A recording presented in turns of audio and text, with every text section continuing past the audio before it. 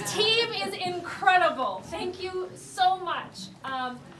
I remember the last time I was in this room and it was packed full, everyone was seated, and I was just overwhelmed with the people who were here. And now it's packed full and everybody's standing. So thank you so much for growing this. Incredible momentum. Because this is a wonderful year, and I couldn't be more honored to have the great support of Jill and the NEA, and thank you all, each and every one of you. So many of you who I've known since before the race, other people who I've just met along this journey, and it's an honor to have you here. Thank you so much, Valerie, for being here. So we've got incredible people, and we've got a great team.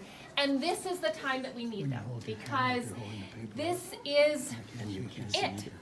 When I started this race, it was a likely Republican seat. And I think everyone knew that. Everyone knew that this was going to be a tough one. Now we are the closest race in the country. Yes! And I sure would have preferred a blowout. But we are the team that can win the closest race in the country. And one of the most powerful things, as I have traveled this district and seen these rooms and crowds grow, is talking with people about what brings them here with all of us together in this moment. Because there are a lot of things that have brought us here in this moment. And there are a lot of things we're fighting against. But the most powerful things are the things we're fighting for. Because we're all here because of people who made this possible for us, and we want to be there for future generations.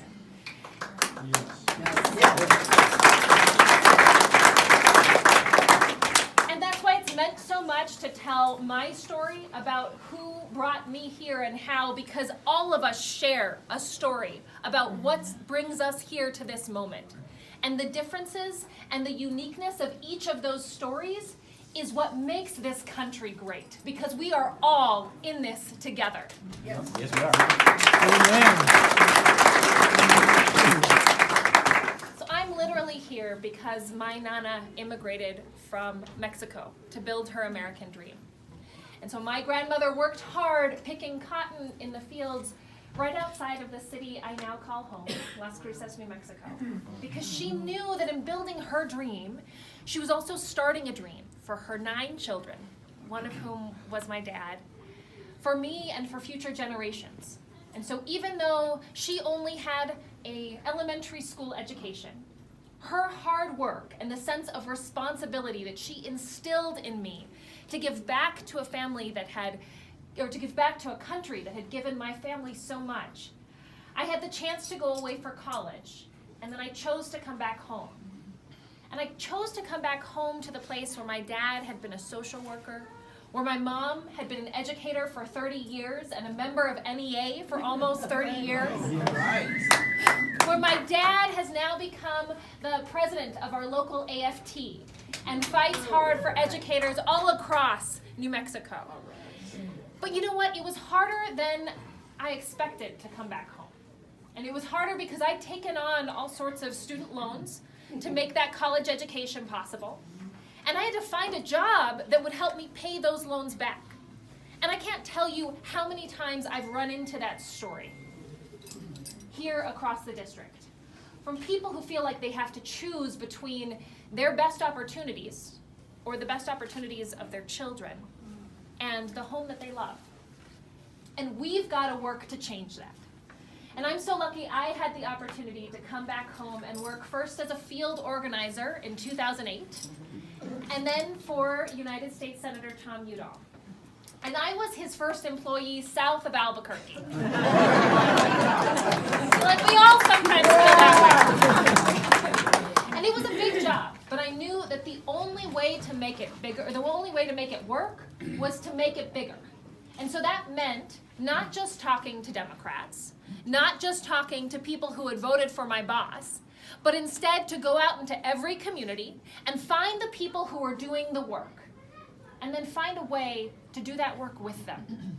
So that sent me to the US-Mexico border, working with ranchers to advocate for essential communication lines, like good, reliable internet service and cell phone service. I also got to work with rural healthcare providers, because affordable healthcare should also be accessible to everyone. Yes. Yes. So that no expecting mother should have to drive across state lines and for 2 hours for every single prenatal appointment. And no veteran should have to get up at 1 a.m. in the morning to go pick up other veterans along his rural route so they all can make it to the VA hospital in Albuquerque for their 9 a.m. appointments. I also got to work on an issue that's very close to my heart, and that's water. And there's a few reasons why I love water. The first is that I know, como sabía mi abuela, que el agua es vida, that water is life. The second is, if you want to work on water, you have to accept science.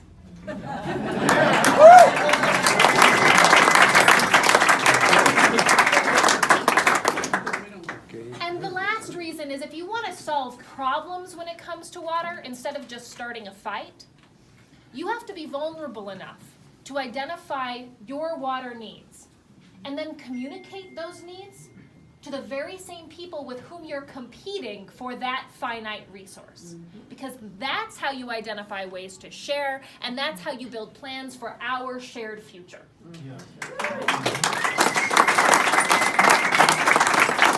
I am so grateful to be here today because my Nana risked everything to build her American dream.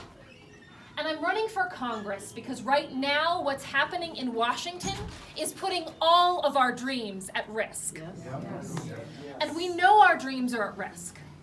When Congress's first priorities are to sabotage our health care, and then drive us into a deficit that's going to sabotage our Social Security and our Medicare.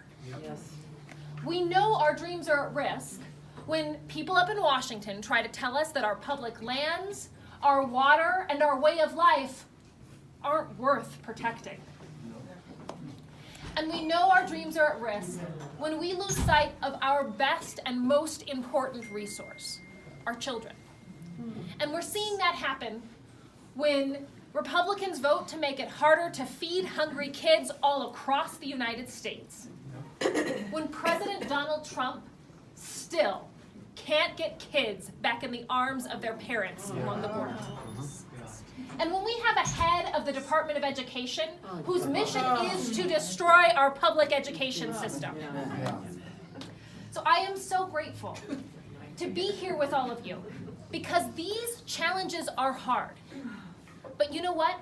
They're a lot easier when we keep our eyes on the ball. And that's hard to do if you're answering to special interests who put you in Washington, which is why I've committed not to take a dime of corporate PAC money until we achieve real campaign finance reform. So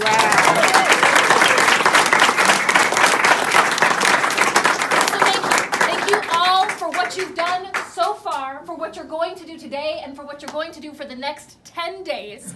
Because after that, the real work begins. It is an honor to be here with all of you because of the people who built their dreams before us, and to fight for the dreams of those who will come after us. Thank you so much.